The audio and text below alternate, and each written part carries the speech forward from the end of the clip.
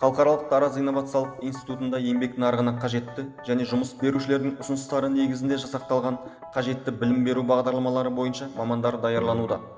Солардың ішінде бакалавр бойынша стандарттау және сертификаттау, сала бойынша техникалық мамандық, магистратура бойынша стандарттау және сертификаттау, ғылыми педагогикалық бағыт, стандарттау және сертификаттау, бейіндік бағыт. Білім беру бағдарламасына білікті де тәжірибелі профессор-оқытушылар құрамы дәріс өткізеді. Профессор-оқытушылардың ғылыми дәрежемен қамтамасыз етілуі 90% құрайды. Атап көрсетсек, бір Қазақстан Республикасының ұлттық ғылым академиясы академигі, бір техника ғылымының докторы, профессор және 5 техника ғылымының кандидаттары.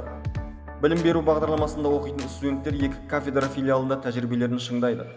Олар ұлттық сараптау және сертификаттау орталығы, Жамбыл филиалы акционерлік қоғам және Қазақстандық стандарттау және метеорология институты. Институтта студенттердің білім алуына толық жағдай жасалған. Зертханалық кабинеттер, компьютерлік класстар, кітапханалар, жатақханалар соңғы үлгімен жабдықталған.